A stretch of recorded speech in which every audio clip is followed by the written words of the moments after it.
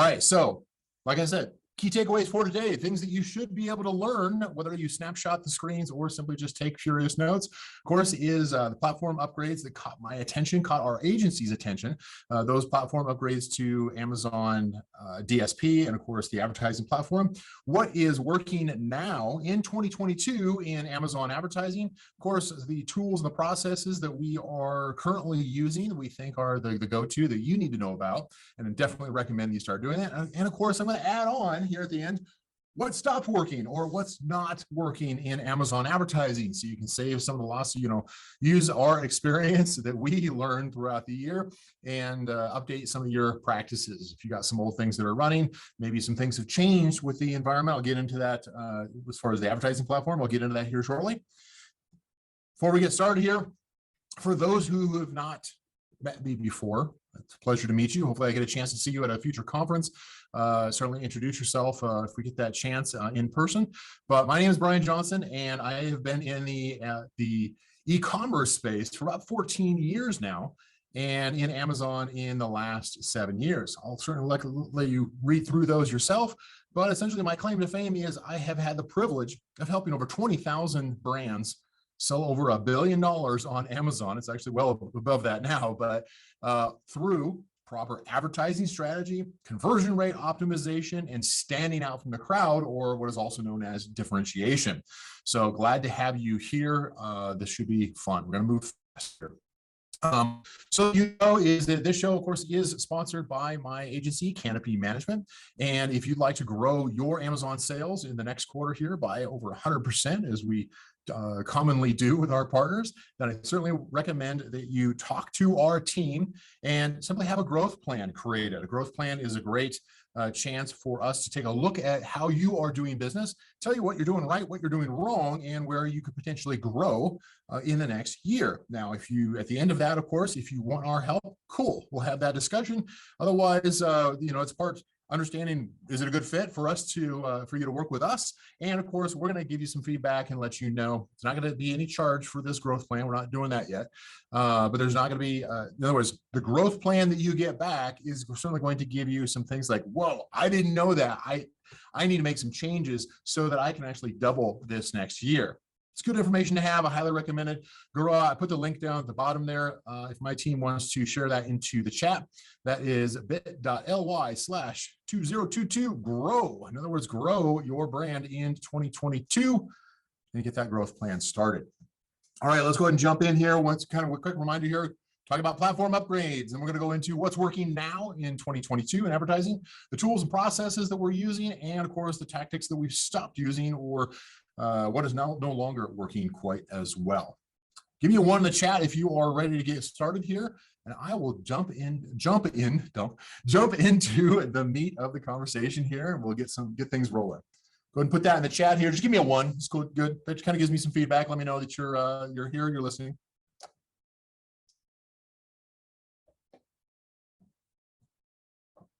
Okay, maybe Zoom's running a little bit slow here.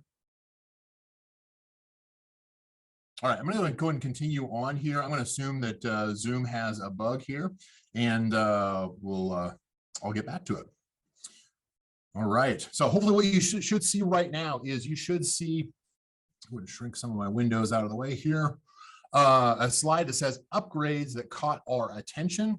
And of course, starting with the Amazon native PPC advertising, including sponsored product ads. One of the things I wanted to point out to you, there's been a number of changes throughout 2021 and into 2022 that Amazon has made as far as changes to the ad platform. But here's a couple that I wanted to point out specifically for you that we take a very close look at here at the agency. And that includes search term impressions reporting. Let me peel it back a little bit further here, specifically about search term impression reporting. You can run this through your advertising reports, and this is going to give you insight as far as kind of a benchmark as far as how you are doing as far as getting traffic, getting through your ads, whether or not your ads are actually showing and how much they're showing compared to your competitors. So this is a great at the keyword level, or at the search term level, I should say. And it's a great way of judging, you know what, am I getting everything that I need? Am I getting the full visibility out of each of the search terms? Perhaps you've already identified what those top 5, 10, maybe even 20 search terms that convert really well for your product line, but are you really maximizing their visibility? Most do not. Here's kind of what my experience is that most brands that we talk to, they might be using maybe 5 to 8 different ad placements on Amazon. There's over 30 now. So if you have any kind of shortages when it comes to reports like this, where you don't measure up to the competition, or you're just simply just not getting your share of the pie, then there's probably an easy opportunity for you to expand the visibility and really get seen by your target audience, especially if you can pull some market share away from your competitors. So that's always a good opportunity there. All right. Next one is, let's back up again here. There we go. Next one is in sponsored brand ads. So in sponsored brand ads, a couple of them that we are taking note of this year is video view metrics. Now, it's getting more detailed. Amazon's providing some better metrics, more detail as far as the metrics, the clicks, the impressions, the orders that we're getting for each of the sponsored brand video ads that are running. Sponsored brand video ads, as you know, well, at least you should know, if you've been running sponsored brand video ads and using the format that I commonly recommend in some of my earlier webinars or my videos on the YouTube channel, then you would certainly know that sponsored brand video is an opportunity you don't want to pass up. Most of your competition is not running sponsored brand video ads. They don't have it in their content. They're not running ads. It's usually an easy opportunity for you to grab the attention of the shopper, pull them away, and of course, increase not only your engagement and sales with customers, but of course, pull market share away from competitors, which is something you probably heard me say before. It is something that's fun for me. The next one, of course, is category benchmarks. Category benchmarks is kind of cool because it kind of, if you ever wondered as far as like, you know, how do I measure up to others? The way the category benchmark reports work for sponsored brand ads is they take a look at the category, the subcategory, and the subcategory. You know, so it's going to drill down to the specific node or browse category that your product is selling in, and it's going to give you a comparison of here's how your ad impressions, here's how your click-through rate, here's how your ACoS, and here's how your ROAS all measure up compared to others who are selling in the same subcategory. Now, I probably wouldn't recommend going for the top level category, like sports and outdoors, for instance, because there's going to be millions of competitors that you're going up against, and the data is going to be going to have a lot of the margin for error. Let's put it that way. The margin for error is going to be quite wide. So what I would recommend is digging down in this category benchmarks report, digging down into the lowest level category that's specific to your product, and really taking a look at how do your impressions compare to the average quartiles. Now, the quartiles that they show here are the bottom 25%, kind of that middle 50% bracket, and then the top 25%. Here's how that works out. If we take a look at the example that's on the screen, you should be able to see it there. The third line there for the deepest, the subcategory 3, it shows that your products ads get, as far as sponsored brand ads, get, in this case, 15 million impressions, right? Pretty good, right? In this particular brand.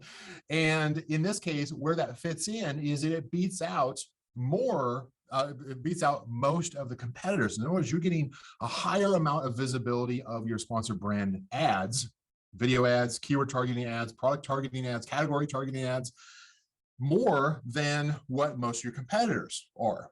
That's a good thing, right? Because you're getting higher visibility. The more presence that you have in front of your target audience, the more likely they're going to engage and click through to your product listing. And of course, the higher likelihood that they're going to result in a sale. Now, if you are well below this, if you're down in the bottom 25%, it means that most of your competitors are getting more traffic. Their ads are being seen more. And there's usually an opportunity, pretty easy opportunity for you to grow your visibility. Remember that just a couple minutes ago when I mentioned that most brands only run just a fraction, you know, maybe like an eighth or a tenth of the ad placements that are available on Amazon. If your ad impressions fall below that bottom 25%, that's probably a pretty good clue that you simply just don't have the ad coverage you need. We can tell you that, and we can actually outline that for you and tell you whether or not you're strong or weak when it comes to impression share and whether or not you're showing all the ads with that growth report that I was talking about, that growth plan that I shared the link with. I'll share the link here in a little bit again. The second one on this, of course, is the click-through rate. Similarly, if you have, ideally what you're going to have is the higher the click-through rate, the better. And then you can judge as far as how does that compare to most of your competitors. Ideally, with impressions, you probably want to be having higher than your average competition in the same product niche. With click-through rate, you want to have a higher click-through rate. That suggests higher engagement with your target audience, which is a good thing because that means your front-end image and title are probably pulling through that shopper into your product listing better than most of your competitors. Good signal, awesome way to do that, especially when you've got, like in my last webinar, I talked about Amazon experiments and A/B split testing. If you haven't seen that, check it out. Next one, of course, is ACoS and then return on ad spend, which are kind of flips of each other. ACoS, they flipped it a little bit here so that what you want to be is your peer ACoS compared to the top 25% is you want to have the lowest number possible relative to your competition. In this case here, we show a 30% ACoS compared to an average of 52 to 53% ACoS. That probably means that your ads are running more profitably than most of your competition in this niche. It means that you're doing it right. If you are, again, kind of what I mentioned before, same kind of answer that we'll give you with that growth plan is that if you don't, in other words, if you're in a weak position compared to your competitors, if you're running a higher average ACoS compared to most competitors in your product niche, then they have a competitive advantage over you. We can help you flip that. Of course, with the return on ad spend, similar kind of philosophy as far as the ACoS. All right, now there was a bunch of changes that Amazon rolled out. I'm only gonna probably detail just one of these actually, but there was a number of things that Amazon rolled out as far as sponsored display ads. They improved their targeting recommendations, of course, the category recommendations they built in. They introduced dynamic targeting of similar products. They allowed you to optimize targeting for views versus conversions. Now, if you also use demand side platform or DSP, then this is kind of old hat. It's kind of like going, well, we've had that for a long time. Well, yeah, because demand side platform or DSP is Amazon's second ad platform, and I'll talk about that here in a minute. But it is Amazon's native PPC platform on steroids when it comes to on Amazon and off Amazon remarketing and just display ads. It is a powerhouse. It is one of the ad types that that CANOPY management runs successfully for our partners. Glad to have that conversation with you as well, of course. And some of the additional things they introduced to sponsored display ads includes new to brand metrics, which is good in order to understand. Normally you'd have that as far as in your brand ads, but now they've introduced this to sponsored display ads, which is good because ultimately if you're trying to build this groundswell of new customers and you want to make sure that your ads are not simply just reaching your existing customers, well, it kind of depends. If you're doing like a remarketing or a retargeting kind of ad, then you probably want to be reaching those shoppers that already know your brand and are coming back, right? That new to brand metric is going to be different than if you're running, say, product targeting ads against your competitors and you're trying to pull in a new customer and pull them away from your shopper. So especially with sponsored display ads, this metric can go, high or low. It depends on the type of ad that you're running there within sponsored display ads. Sponsored display ads also expanded their creatives editing, including some of the custom features that are available as far as custom images. Definitely take advantage of that. If you haven't been updating or introducing new ad types through sponsored display in the last few months, you definitely want to get started on that because there's some competitive advantage. I cannot talk today. Some competitive advantages that you have, or potentially you could have if you get those rolling now. And of course, they did expand off Amazon remarketing through some additional channels, still not even close to what we get through demand side platform, but it is a nice ad for Amazon to roll that out. So thank you, Amazon. The one thing that I will point out and highlight a little bit more had to do with the introduction of Amazon audiences targeting in the past year here. I highly recommend this is something that we're using more and more when the scenario fits it. In other words, we look at is there a way in order to target specific interests that this product may be in tune with? The example that I showed here, for instance, I'm kind of a fan of World War I history. Got no idea why, it just hits me. Some of you also know that I'm into physics and science geeky stuff, right? But World War I history is kind of fascinating to me, and I've done a certain amount of study on that. If there was somebody who was selling a product that fit my interests, and it was something that I, maybe purchased books on or have some kind of history that Amazon picked up on, that where my interests aligned with the targeting, well, that's a huge opportunity for you to narrowly target that audience, which is very focused. You're not simply just looking like, oh, they happen to be looking for search terms right now. It's much more specific than that, and it's much more out of context. It almost creates a lot more impulse buy, and you're kind of reading their mind as far as like, wow, it's like, how did they know that I was, that this would appeal to me? So I would definitely take a look at that. I would dig into sponsored display ads, look at the Amazon audiences targeting, and drill down, take the time, drill down into every category and subcategory, a little niche and everything, and see if there's anything that overlaps with what you've already identified as your target audience on Amazon. All right. Oh, one more thing. Okay. Amazon demand side advertising. Okay. For DSP. DSP, they rolled out cross-brand reporting, which is kind of nice for a consolidated view. If you're not currently using DSP, or if you are, shudder to think about it, if you're using Amazon to manage your DSP, definitely have a conversation with CANOPY management. We do a phenomenal job when it comes to demand side platform ad management, and our growth and our track record is fantastic.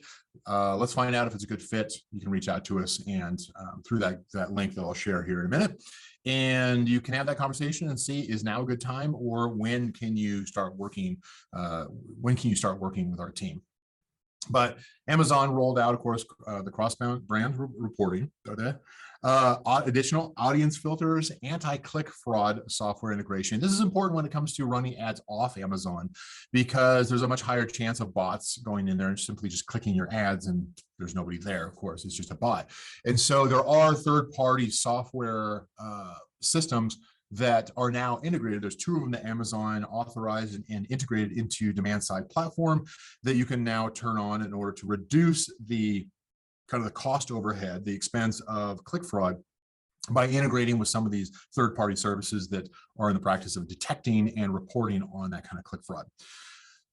Amazon also, this one's a kind of a cool feature, this is why I'm bringing it to your attention, is they introduced responsive e-commerce creative, or REC, specifically the inclusion of customer review text. This is awesome, because this allows you to run an ad off of Amazon across Amazon's hundreds of different sites, and you can do remarketing, repurchasing, and you can include this little bit of text there to highlight a review, maybe obviously a positive review. You certainly don't want to go with a negative one. Highlight a positive review to introduce social one was like social influence or social strength into the ad that's running off of Amazon, in order to give some assurances to that target audience, that shopper that may have passed through your listing, may have passed through a competitor's listing, and you're going out there and saying, like, look, we're cool, we got a high rating, this is the product that you were already looking for, here's even a little bump as far as social proof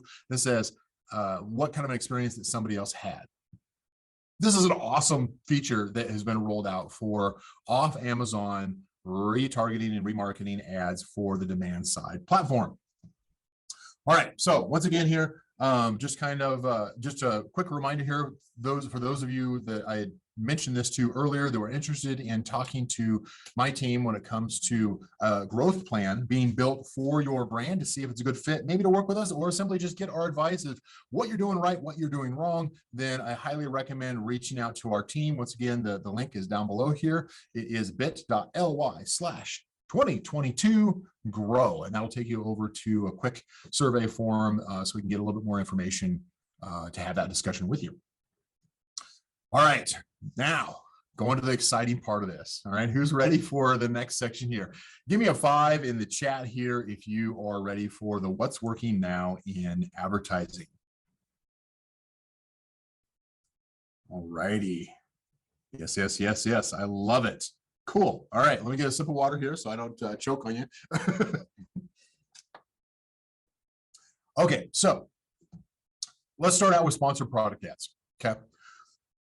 These are tactics or ad types or strategies that our agency uses, the CANOPY management uses. Now, because of the wide variety of brands that we work with and the multiple levels of skill that we have within, we've got some very advanced leaders within our organization that help us push forward, push the envelope of always test, test, test, test. We are a huge believer in research and development and testing to make sure we're at the forefront of any kind of strategy or technology that we are using in order to produce the metrics, the track record that CANOPY is able to provide. If you go out to our website, you can see some of those metrics as far as some of the results that we've been able to pull, and you'll see for yourself, it's like, yeah, obviously they've got their act together and their process is nailed down pat. But here's some of the things that we're going to share with you. And we can't share everything because a number of strategies fit very unique situations, very specific product niches, certain situations as far as whether or not you're launching a product, you're growing a product, you've got an inventory restriction, for instance, or you're running out of stock. Maybe it is a product that just didn't go well, and so it needs to be liquidated. So there's a lot of different hundreds of additional strategies that can be applied for very specific situations. We'd be here for the next 3 days if I went through all of those. So I'm not going to do that, but I will highlight the ones where I would suggest is that if you are not currently using these ad types that I'm about to spell out for you, you really need to be taking a closer look at these. First one, product targeting ads with sponsored product ads, specifically on competitors with high traffic. I don't know why I said high traffic, for traffic running top of search ads. That's what it was. I didn't finish my edit on the slide there. So running a sponsored product targeting ads on two areas that I think is going to give you a competitive advantage if you're not currently doing it, but they're working phenomenally for us right now. One of them is for those competitors who are running top of search ads and they're just dumping a huge amount of money in there. They're getting a bunch of traffic, but they may not be converting that traffic. And so running those offensive product targeting ads against those competitors who are running top of search ads, it's a good chance that somebody will want to kind of keep poking around. If they're not loyal to that brand, if they haven't made a decision yet, you want to swoop in and say, you know what, I do have a better product. I've got a better value proposition, which is something I've covered multitude times already in previous webinars as far as standing out from the competition, really hooking that shopper to ultimately purchase your product. You can definitely check out my previous webinars on that as well.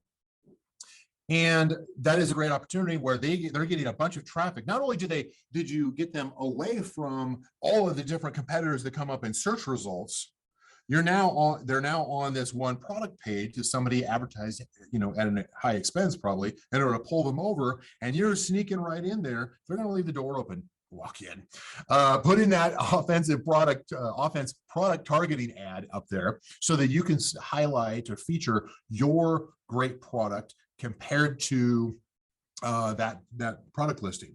That is a great way of doing that. Obviously, that is something you're going to test because that competitor may have a high conversion rate, high popularity, or a low conversion rate. You want to find out pretty quick in the first few days of testing that product targeting ad as far as whether or not it makes sense to continue to go after that particular one. But you'd be surprised how well that actually works, especially if you have your listings optimized to stand out from the competition, engage that shopper, and ultimately answer the question, what's in it for me, to that shopper on your product listing so that your product is an obvious choice for them to purchase. That's how you increase your conversion rates. That's how you steal away market share from competitors. And that's why you can then afford to and should be running these kind of product targeting offense ads. Second one is the high click share with low conversion share. So if you saw my update just recently here, this is something that I feature every month. I highlight. Here's in brand analytics. I go through and I look at the top 1 million search terms that are popular in the last month in brand analytics. And you can do this in your own brand registry inside of brand analytics. Look at the search terms that are relevant to your product niche. and look for opportunities where the top 3 products, if your product is not in the top 3, look for opportunities where you got a search term that has the top 3 products in, as far as consuming, let's say at least 20, or so, let me go 30%, at least 30% of the click share. In other words, of all the traffic that clicks through to a product listing, those top 3 listings are getting a third or over 30% of those clicks. It's a pretty high number, right? But then you can look to see that search term that has a click share above 30%, but has a conversion share below 10%. It's the same kind of concept, except it adds more data to simply the top of search ad competitors, because now you know that here is a search term that is just ripe for the taking when it comes to product targeting ads. You can pull that shopper. In other words, the shopper clicks through on those top 3 listings. They're getting a huge amount of traffic, and they're essentially just dumping them and showing them the door. In other words, they're not converting them well at all. They're getting a high click, and then they're getting a very low conversion rate. You can bet that if you do the math through things like the search term, the search term impression report, impression share report, you can see how much impressions that you're getting. You can probably do some math and say, okay, well, let's see, if a third of that traffic is then clicking through to these 3 listings, and these 3 listings can't convert them, maybe my product is a better product, and you really should be running product targeting ads on those top 3 competitors who are getting all this click share but failing to convert the product. Might as well stand up and say, hey, you know what? I know you're here and you're disappointed by what you found, but here's a better product, right? So that is a great opportunity to run sponsored product targeting ads. All right, keyword targeting ads do still work great, especially for search and rank. So they have gotten, the cost per clicks have gotten more expensive over the past year. I talked about that in the State of the Union webinar, where I was talking as far as the reasons why the cost per click went up in 2021 and what to do about it. But ultimately, the keyword targeting ads are still a very popular go-to. You're gonna have the most competition, but in the right circumstances, especially when it comes to ranking, is you can isolate an individual keyword. And in fact, you'll see that down a little bit farther down below here with the single keyword campaigns. This also works well, is if you need to isolate a keyword, either because you need to have some kind of custom control over it in order to control its its budgeting, its placement, its category bidding, or its campaign bidding strategy, and of course the click, that allows you to fine tune or create some custom controls for single keywords that may be opportunity. Either they need to be isolated so that you can separate them from the competition, or if you're trying to be more aggressive with them, you can isolate that keyword into its own campaign, for instance, and you can get a lot higher. You can basically move up your sales velocity, which then moves up your ranking for the keyword. It's a great thing to do, especially when it comes to keywords that you've identified through things like the automatic targeting ads, as well as any other keyword campaigns. It allows you to amplify the results and the fine tuning and optimization that you can do with those very specific target keywords. I do not recommend that you do solo keywords across everything. In other words, if you've got 2,000 keywords, do not create 2,000 campaigns. You're completely blowing it.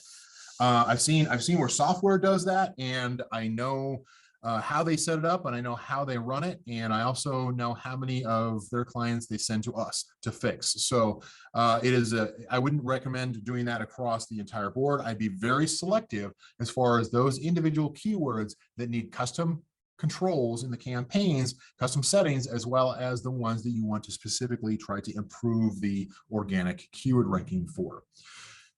One that I've talked about quite a bit in the past, it still works today for profitability, and that is the gold panning campaigns.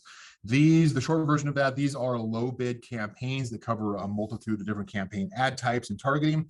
And it works very well to just kind of sit in the background on season, off season, and just wait for the opportunity when competitors run out of stock. They lose the buy box. They a number of reasons. They're not running, they're not running ads that particular day. They work very, very well on high traffic days, such as Prime Day or Black Friday, Cyber Monday, Surprise Tuesday, all those high traffic days, including the high traffic days that usually come in your specific product niche. If you haven't looked at that, you should. And it gives you an opportunity in order to pick up a lot of traffic really inexpensively. It's not uncommon for us to see an ACoS on those campaigns below 10%. I've made videos already on gold panning. If you have questions on that, you can certainly reach out and I can point that to you. Let's see here. I think that probably covers it for those. All right. All right, who's taking notes? Who's learned something new so far that they're going to go out and implement? All right, let me jump into sponsored brand ads. So with sponsored brand ads, some of the ones that are working well for us still, or even better this year, includes, of course, video targeting ads, sponsored brand video, keyword targeting ads, more specifically for search and rank. So it used to be where we could just throw up any sponsored brand video ad and it would convert better than other ads. It wouldn't always get the enough impressions. It wouldn't get enough visibility until we worked on it for a while and started building it up, which we can certainly do. But the ones where it seems like it's working best right now in 2022 are the ones that are where we're targeting very specifically on very specific target search terms and keywords actually technically. It actually works for categories too, believe it or not. Categories is one I've always been cautious about. In other words, in some of the category targeting, I always recommend it's like be very intentional, very specific. You don't just say like, oh, I'm going to advertise everything in this category. It's a good way to lose money. But if you are very specific as far as the sub category that you are targeting, is drill it down as far as you can into the category settings so that you can be more specific with each campaign that you're running and then manage those separately. That works really well if you're that specific when it comes to sponsored brand video category targeting ads as well. Certainly, this is the year that you're going to want to probably upgrade your sponsored brand video. In other words, you've got your 15-second video, you've got your 1-minute video, you've got your 2 to 5-minute video. All these different videos which have different purposes. They do a great job as far as grabbing the attention of the shopper, pulling them into and really explaining what's in it for me if I buy this product, maybe what sets this brand apart, and certainly some of the story that goes behind it in order to really have that brand connection as well. Those videos work great. Certainly a setup and use video is an awesome way for a lot of products in order to take down some of the doubts, some of the barriers that shoppers have where it's like, well, if I get that, is it really as big as my hand? And is it really going to be that easy for me to use? It looks kind of complicated from the images. A video will solve a lot of those questions and increase your conversion rate if it's done well enough. And then again, back to that gold panning campaign for Store Spotlight, which is something you have not heard from me before. This is something where my team brought it to me and said, that gold panning technique, we applied that over to Store Spotlight for the brand ads, whether it is keyword targeting ads, video ads, category ads, to point it toward the Store Spotlight. And with a low bid gold panning campaign, and that's just money in the bank. It's just working so well. I love to hear that. That gold panning is one of those that I had originally came up with it a few years ago, and it was specific to the ad type that was available back then. And it has continued to expand and be available. We can implement it for all ad types, and it is surprisingly how well that works in most cases. So, all right, sponsored display ads. What's working now for our agency team with sponsored display ads? A couple of them I'm going to point out here is defensive ads. So the optimizing for viewable impressions of the audience, purchase remarketing. So in other words, when a shopper purchases a product and you want to remarket to them in the future, especially for something that's a replenishable product, I guess I kind of mentioned that twice because I've got both the defense ads. So defense ads are typically ones that you run on your own product listing in order to block ads running from your competitors and to maybe pull in, to have the shopper realize, oh, you've got other products available, other variants of the product, maybe other products that are available from your brand. You can certainly use that to not only to essentially cross market your other products to the shoppers who have bought your products previously when they're back on your product page. So that can work also for not only for replenishable, which is we like subscribe and save, which I mentioned down below, as well as just other variations or other types of products that your brand offers that may be relevant to that shopper that purchased your product previously. Again, category targeting ads. Again, as long as you drill down very specifically into the tightest category you can, you'll see there's some additional controls that you can put in there as far as saying, well, I want to show it to a certain type of, I only want to show it when there's certain restrictions in place. In other words, like this shopper is a prime shopper, for instance. I like doing that with coupons too, which is kind of a pro tip. But you can use, you can narrow it down so that you are only running those ads or coupons, as I mentioned, for shoppers who have Prime membership. In other words, they get that fast fulfillment, which makes their decision work very easily as far as converting the product. All right, demand side platform. 1 second here. If you are currently using demand side platform, DSP, or you are looking to, certainly if you are looking for an agency with a phenomenal track record, naturally I'm gonna bump my bump CANOPY management up to the top of the list. I highly recommend you have that conversation to see whether or not it's a good fit for us to work together. But some of the things that we learn that work really well right now for demand side platform, there's a bunch of different things, but here's the two that I'm going to point out to you here. Shorter look backs on retargeting. So a shopper comes through and you're running an ad on those shoppers that viewed either your product or a competitor's product, but didn't purchase either one.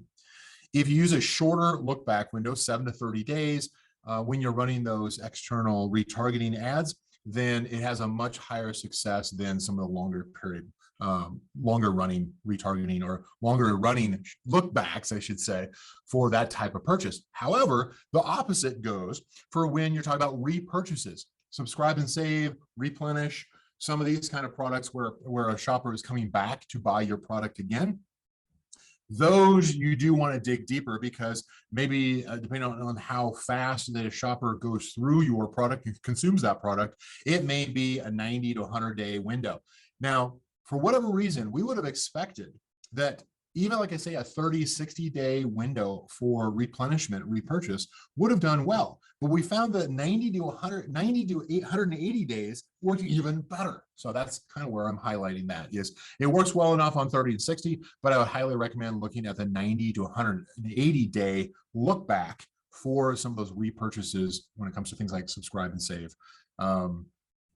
Pulls them back in because usually by then they've run out of their 30-day supply that it took them 3 months to consume. That's when you hook them back in. So once again, of course, this show is sponsored by my phenomenal agency. I love the team that I get to work with. That's CANOPY Management. If you would like to talk to our team and have a growth plan built for your brand to see what you're doing right, what you're doing wrong, where you could potentially improve, and how much growth that you should be able to expect to see in the next year, talk to my team, bit.ly/2022grow. I highly recommend it. It's not going to cost you anything. It's simply going to give you some expert insights into what you could be doing, and you can move from there. All right, tools and processes. Hopefully I'm going through this fast enough here so we can get through it all. I know that there are some questions that are coming in. I'm going to save those to the end, so I appreciate your patience on that. Tools and processes that are working now. So there's a bunch of different strategies and process changes that we constantly evolve on a monthly, quarterly, annual basis within the agency. And some of the tools that we like to use, we use a number of ones that we develop in-house, as well as some of the ones that are available from Amazon, including things like bulk operations report, flat file, those kinds of things. And here's my picks as far as some of the processes and tools that you need to know about, that you should take seriously. First and foremost, you've heard me say this quite a bit previously, but the total funnel approach to both marketing and advertising. I say advertising, but it's also to marketing as well. This is where you're considering the customer journey from the idea that, hey, you know what, I actually might need this product. I'm going to go and start doing some research and figure out what's available before I look on Amazon, or I'm going to look on Amazon to see what's available. And they're starting to formulate that decision to actually purchase the product. You want to make sure that you are interrupting competition from stealing that traffic, stealing that customer away from you while they're still formulating the plan to purchase the product, while the shopper is still planning on making a purchase. The way that you do that, and I've covered that again in previous webinars too, definitely something that is one of our superpowers over at CANOPY Management, as far as our creative services team, as far as graphic design, high quality images, high quality video, certainly copywriting that just kills it when it comes to improving conversion rate. But you've got to look to see how you can increase your visibility, where you first catch the attention of the shopper. Next, you've got to hook them in through your image, through your title. You've got to hook their attention so the shopper clicks through to your product listing and away from the search results full of competitors. And then third, of course, is making sure that you're answering that question.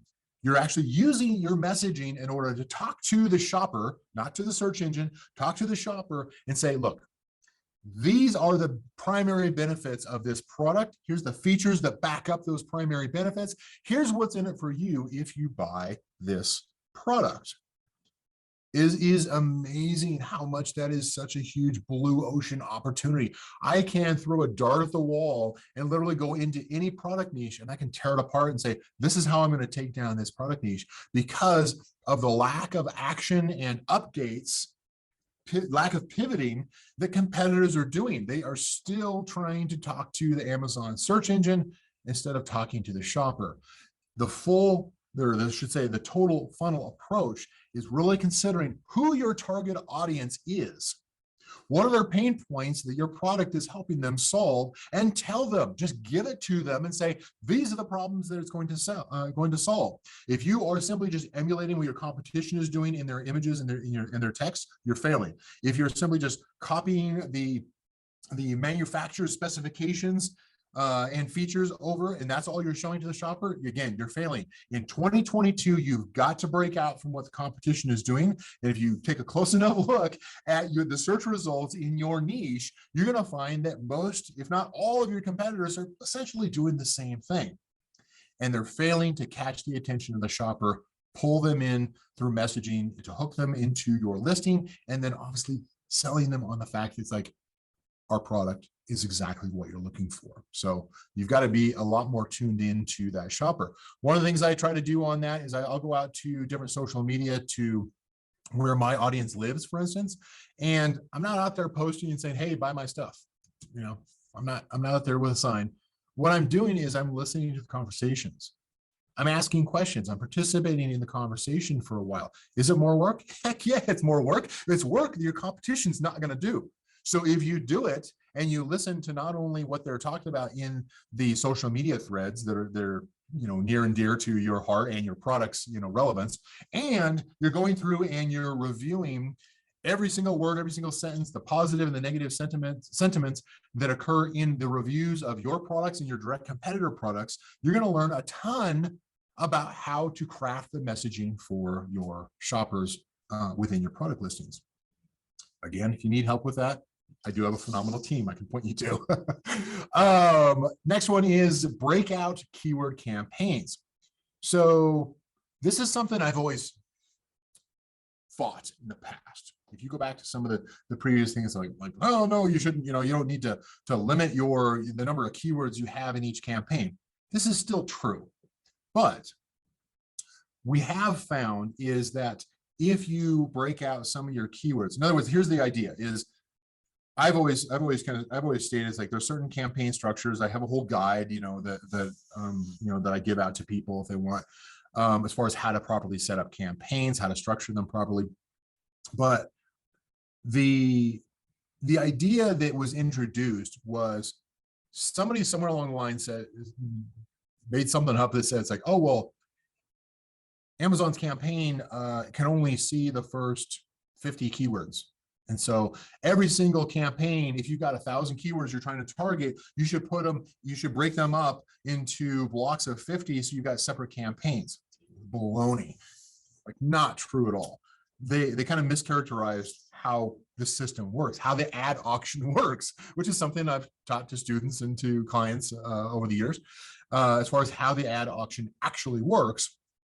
In fact, I think we actually have it up on, I believe, in fact, we have it. I don't know if anybody on our team has this yet, but up on the canopymanagement.com site in our blog section, there's an article that talks about like PPC best practices and advertising methodology, and there's actually a link that goes over to an article that goes in more depth where I go through and I talk more about how the ad auction works. That's actually some pretty interesting reading if you're a geek like me. But what that tells you though is the way that the auction works is not about whether or not you've limited the number of keywords to a specific campaign. It's what does it have visibility on as far as relevance, first and foremost, and then what gets filtered out before your ad stops showing. That's what's going to control as far as whether or not all of your keywords or some of your keywords, or I should say, there's only going to be a portion of the keywords that usually get visibility because of the way that the ad auction funnels in and makes choices. Learn the ad auction, you'll figure out exactly how to craft those better. But ideally what you're doing is, instead of breaking out into a bunch of different campaigns that you then have to manage separately, we have found that there is some value in breaking out smaller keyword sets into their own campaigns, because they get the visibility right up front, because they start getting visibility deeper down, like page 5, page 10 in the search results.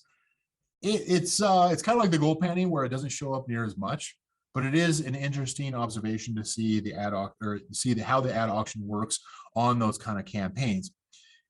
Generally, it is one of those things where you want to set up. I can probably put together some kind of a outline as far as like how to set those up properly, kind of an addendum to my existing best practices as far as setting up campaigns. But ultimately, that is something that we can certainly discuss more, is when does that make sense to break out a certain set of keywords into its own campaign, when we know that we're not going to show up on page 1 for the ad, but maybe it's going to show up in page 5, page 10, when the competition is lower. Last one on here, bulk operations. The 2.0, the new beta bulk operations file in Campaign Manager has come out, and it's cool. It's such a huge, long overdue improvement, because it includes some things like, well, let's see here, sponsored display ad data, which is something that was missing or commonly fractional. It was broken most of the time, really, in the past bulk operations report. They finally fixed it. And it's lovely. I geek out about it, but the bulk operations report is a great way for you to pull in your sponsored product, sponsored brand, and sponsored display ad performance, campaign performance. You can do bulk edits without a whole lot of whole lot of issue. In other words, you can do a lot more bulk edits. You can even do campaign creation. Yes, you could do campaign creation before, but you can do that now with sponsored display ads as well, and it works. There's new metrics that Amazon has introduced that we've always had to calculate previously by ourselves, like, I don't know, click-through rate, conversion rate, some of these kind of common things. Now they've finally included those. And they made the interface for uploading new updates to bulk files. Bulk files, by the way, kind of a side note, is a great way to create a snapshot. Every single month, if you're not using bulk operations report, you should probably pull down a full report for the last 30 days just to get a historical snapshot. In other words, something you can roll back to should you make some catastrophic mistake with your advertising campaigns. Hopefully you don't do that, but that is a good best practice.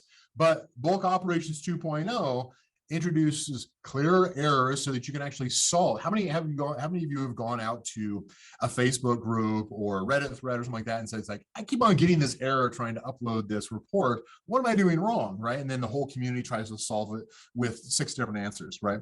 Well, the errors that the bulk operations 2.0 report gives now, if you make an error, are a little bit clearer, a little bit more self-service. So it makes it a little bit easier. So if you got scared off previously, I definitely recommend that you try coming back to it and seeing whether or not it's right for you now.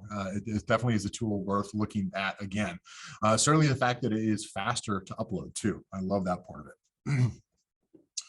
All right, take a quick sip break here. All right, so the moment you've been waiting for here, the tactics that are not working now in advertising. All right, let's jump into these here. Make sure my team isn't shouting at me here in the chat channel here. All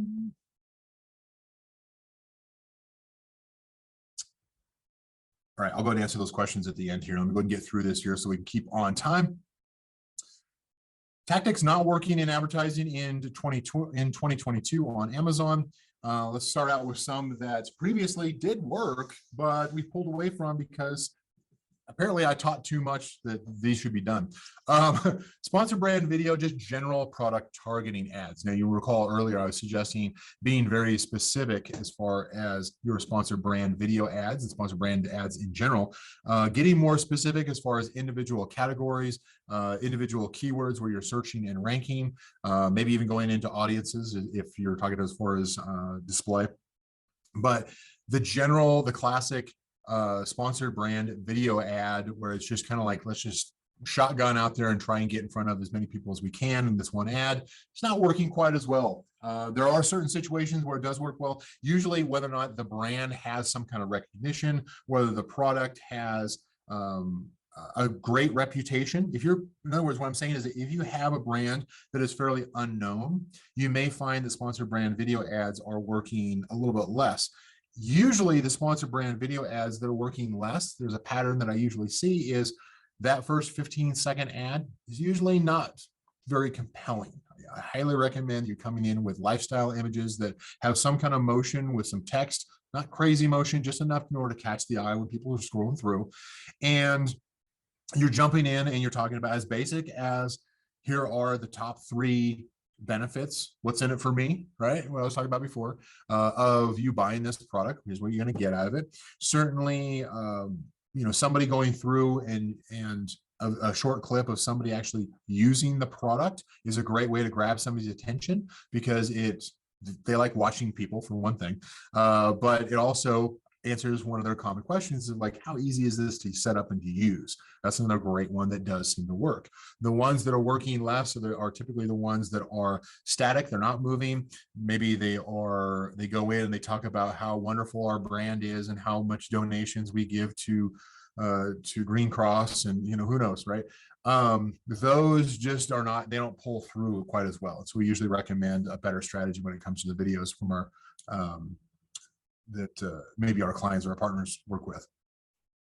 The sponsor brand ad keyword targeting, the classic, right? The classic single keyword headline ad, not working quite as well as it used to. A lot of times it's not getting the traffic that we want. It's just not getting the uptake and the growth that we've seen in the past.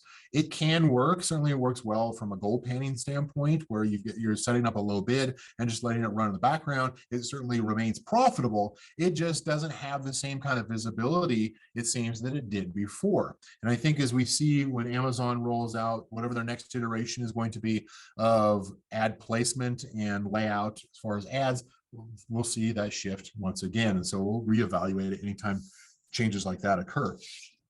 If you're on demand side platform, you'll probably already know this, then the simple pixel no longer works. That has now been replaced by Amazon tags. And so that feature has gone away. And the new platform that Amazon rolled out and said, hey, you can run ads to your target audience that is on the Twitch social media network for gaming and all kinds of stuff like that.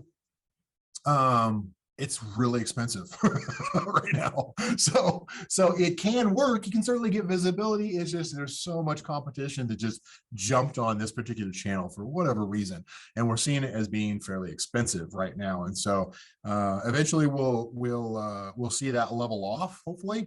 But yeah, right now Twitch as a specific channel for DSP, very expensive. Once again, I think that's going to wrap it up. It does. Yes, it wraps it up. So I'll switch over and do the answers, whatever questions that I can in the remaining time. Just kind of remind you here. So my name is Brian Johnson. I am with CANOPY Management. And as I mentioned earlier, is if you do want to see your brand grow in the next year, grow substantially in the next year, you need to get some information. You need to know how your brand is doing currently, whether or not you have implemented what you need to. It's not uncommon. In fact, we hear it 80–90% of the time where a brand will come in and say, it's like, oh, my product listings are already optimized. That's not a problem. And we go in there and we point out a few key things about that they may have missed. And they're like, oh my gosh, that was so obvious. How come I didn't notice that? You know, sometimes it's just a forest for the trees. Sometimes you just don't see it until you get a third party that gets in there and say, look, we manage over $1 billion in Amazon ad sales each year. We've got a wide range of visibility and view as far as trends, what's working now, opportunities, and we want to be able to share those with you. And so that's why we came up with this system to create a growth plan. We don't do it, there's no automation to it. We do it by hand. And so there is work on our side, but we're not going to charge you for it. And there's certainly an opportunity for you to learn more about your brand, regardless of the size. Okay. If you are just getting started, yeah, you're probably not going to be a good fit to work with Amazon, but don't pass up the chance to at least get some advice from a professional agency team to say, here's what direction you're going, here's where you're likely to stumble, and here's some things you need to fix right now. Otherwise, you're going to get eaten alive by your competitors in your niche. Good information to have for any business owner to have. So I would say go ahead and get that set up. Once again, that's at bit.ly/2022grow. Let's go ahead and bump over to questions. I'm going to pull down this slide here in a moment. So make sure that you've taken a snapshot of that. All right. In 3, 2, 1. All right. Just me. Now you got me back. All right. All right. So give me some feedback here in the chat. I'm going to have you do two things. So if I haven't answered your question through just what I've brought up, I'm going to have you repost it here in a second.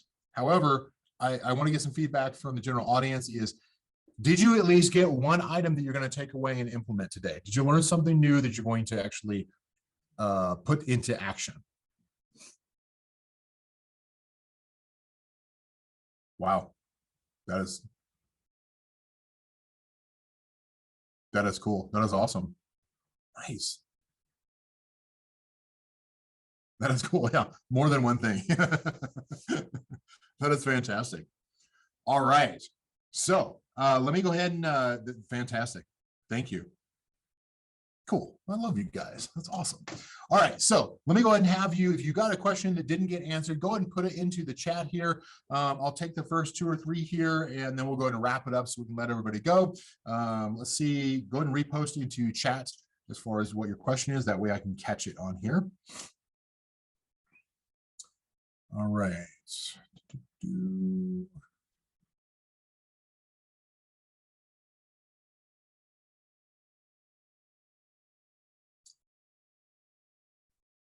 Kind of talk a little bit more about the gold panning method. So yeah, sure. So the gold panning method is it's pretty simplistic, really. You create, let's say, for instance, you create a sponsored product automatic campaign, and you simply just run it at a low bid. You know, for instance, if you are normally running keyword targeting ads and your average cost per click is running, you know, $1, $1.50, maybe you're running it at 50 cents. So you're running it obviously where you're not going to be at the forefront of your ad showing. The way that this works, whether it's a sponsored products automatic campaign, a keyword campaign with a list, originally the way I taught it was actually a sponsored product keyword targeting ad, and I used individual words that you would put in, you would phrase match and you put it at a low bid, you know, at 25, I think back then it was like maybe 25 cents, but I would say probably up to 50 cents now. So obviously a bid that's significantly below the market average as far as cost per click. Your ad does not get shown that much. And again, this is a technique as far as that low bid targeting you can do across all ad types now. And what it does is it just kind of sits in the background and it waits around. Doesn't get a whole lot of impressions, but when it does, it will show your ad. Maybe that's on the 10th page of search results. Maybe that is at 2 o'clock in the morning. Maybe that is during a busy day, especially when it's a busy day, when there's a high traffic day, like a Prime Day is a great example of this, or a Black Friday or Cyber Monday, where you've got a huge amount of shopper traffic and your competitors are burning through their budgets to the point where they either run out of stock or they run out of budget, or they're running something like a day parting campaign or something where their ad, they lose the buy box. Anything that is going to stop a majority of your competitors from running ads, your ad then becomes the next in line by the ad auction to show. And of course, it's got a very low bid on it. So when somebody clicks through on it, and if they purchase your product, especially works well when your competitors are not running ads or they're out of stock, is your product becomes the next in line as far as, hey, this is a great opportunity. But you've caught that traffic because that ad is running in the background, and you'll get a conversion with a very low cost per click. And so what happens on that is you get a very high profitability, very low ACoS. Typically, it's not uncommon. I mean, I see them as high as like maybe 15% ACoS, but usually they're single digit ACoS. And it's not going to make or break your company. It's not going to double your revenue. But what it's going to do is it's going to offset some of the higher expenses that you have in other ads that you maybe have to be more aggressive on. And it's going to get a little bit more money in your pocket because typically it's a pure profit kind of thing. But it is something you can set up and just let it run all year round. All right.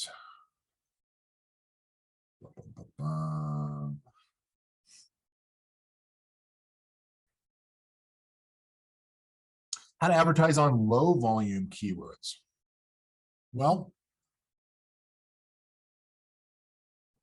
I typically take the road less traveled. So for me, I know there are some courses out there that say, hey, go out there, and some videos that say, hey, go out and go out to Helium 10 and identify the top 50 keywords based off search volume. The problem with that, of course, is that may give you some traffic, but everybody else is seeing the exact same data. So your competition is going to be at its peak as far as advertising. So I usually flip that and say, I'm looking for, if I'm using something like a Helium 10 or Seller Tools, I also love a lot. And that is, I'll go out and when I'm doing keyword research for a product that I'm rolling out, then I will set up, of course, some of those, the campaigns that have the high volume search terms to get traffic. And I usually try to be very tight as far as how my targeting is, how my placement is, how my default bid is, so that the bids don't go out of control. If my competitors want to get aggressive on that and get more competitive. But what I do is I also go through and I flip that and I look at the low search volume ones, typically the ones that are underappreciated by most of your competitors, are a great way to throw into a pool, into a campaign, run those. Maybe you run them at a lower bid, a slightly lower bid. Maybe you break even bid for your product, but maybe not so aggressive. But typically the lower search volume keywords are also ideally the more descriptive. So here's the rules that I would use on that. I would narrow that list down to as far as the low volume, whether it's 1,000 searches a month, 100 searches a month, whatever the case is the first thing I'm going to do is I'm going to filter out everything that doesn't have relevance to my product. That can be a manual process. I wish there was a metric that said, hey, here's the relevance. But even back when Amazon told us the relevance, it wasn't accurate then either. But what you can do is filter it by relevance. The second thing I can do, or if you want to kind of reverse this one here, is I look at the keywords that have between 3 words and 6 words. So 3, 4, 5, or 6 words in a phrase are sufficiently mid to long tail, where it's not crazy descriptive, like it's got 10, 15, 20 words in it. And it's not such so generic that only has 1 or 2 words. And so I'll narrow it down to the 3, 4, 5, or 6 word phrases, and then I'll filter by relevance. And then I'll set up a campaign that'll target those. So I've got no problem going after those. I just want to make sure that I'm filtering to make sure that each keyword that I'm targeting is relevant to my product, and then I'll test it from there.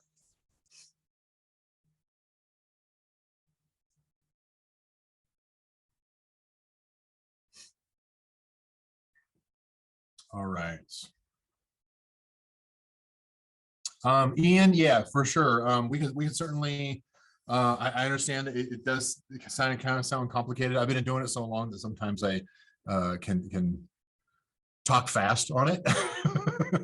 But it is, depending on where you're at here, we'll go ahead and reach out to you and see if we can see if it's a good fit, see if we can help you solve some of that pain there. So I appreciate you reaching out. My other videos. So I do have a YouTube channel, Brian Johnson. What is it? It is actually, if you go to bit.ly/, in fact, I think,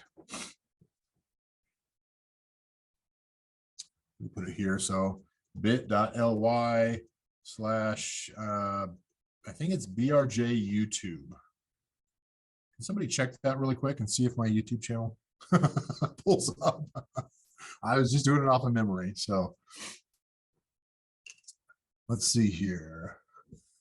Is there a good group for people doing PPC where we can ask questions and discuss topics? That's a great question. Yes, as a matter of fact. So there's a phenomenal group, if I do say so myself, on Facebook, for instance, called Amazon PPC Troubleshooting. So Amazon PPC Troubleshooting, you should see it's got about 22,000 sellers in there, and all we talk about is Amazon PPC and troubleshooting. So it is a great place to go. Amazon PPC Troubleshooting on Facebook. Yes, that link worked fine. Cool. Yeah. So bit.ly/BRJ YouTube, BRJ being Brian R. Johnson. So hopefully that helps. How do you test the relevancy? If leather coat is my product, then stylish coat will have the same intent, but a bit broader. Yeah, there's obviously we can't really see inside the mind of the shopper. I would say that stylish coat versus leather coat are not directly relevant to each other. So they've got some proximity, but that is one of those things where it's kind of, because you know your niche, and ideally, hopefully, you know your audience well enough to know that they would probably use stylish coat as opposed to stylish leather coat, for instance. Then that's a keyword you test. You know, you find out, okay, well, I think it's relevant, but let's go ahead and run ads and see how much the shoppers think it's relevant. So it's certainly well worth including in order to see if you pick up, because chances are, something like in that particular example, I doubt that you have a whole lot of competitors who are thinking the same. You've gotten creative as far as your keyword selection. That's a great way to break out from the competition. The search volume may not be as high. It may be very low search volume, but that also, if you're the only one who really goes after that with an ad or something in your content, I certainly recommend, especially if you've got brand registry, and make sure you set up A+ content so that you can then use the image alt tags, in other words, the kind of the hidden keywords behind the images in A+ in order to give you another, I don't know, 100, 200 additional words that you can embed, including things like stylish. So that it doesn't have to be in your primary content, but Amazon still sees your product listing relevant based on the content, so that when you run the ad auction says, okay, you're trying to go for stylish, your listing has relevance to stylish, great, they're a match made in heaven. I'm going to show it to you, and I'm going to select as far as who that target audience is, who actually sees it, based off of some of their other search behavior and some of the inside Big Brother information Amazon has. All right. Well, that looks like it's going to wrap up the questions for today. I really appreciate you being here. Thank you for spending the time. Hopefully you took screenshots and you took some notes. Certainly reach out to me. Certainly I've got my YouTube channel. I've got the Amazon PPC Troubleshooting group on Facebook. You can, of course, message me directly across social media. And absolutely do your business a favor. Reach out to my team at bit.ly/ ACoS.com/2022 grow in order to get that growth plan put together for your brand to see where you could go in the next year. One last question here. As we can see how our main competitor performing on those keywords. So if our top competitor is performing well, you're not going to really see as far as Amazon is not going to share the data as far as the sales volume on an individual keyword. There are certain things that you can look at if they happen to be a top 3 competitor through brand analytics. You can certainly see how they're ranking through tools like Seller Tools, Helium 10, any of the keyword research tools to kind of tell where your competitors are ranking for those keywords. It's kind of a presumption is that if they are ranking or if they have an Amazon Choice badge or a bestseller badge, and they're probably converting well on those products. But Amazon's the tools usually show an estimation of the total sales that a product gets within a niche, not what an individual keyword gets. So there's a little bit of guessing that goes along in that and some assumptions. That's why it makes it a little bit harder. If it was that easy, then everybody would target only the ones that converted. So, and then it wouldn't be any fun. All right, everybody, thank you very much. My name is Brian Johnson, and thank you for joining me today on what's working in 2022 in Amazon advertising. Have a lovely week and great success this year in 2022. Take care, everybody.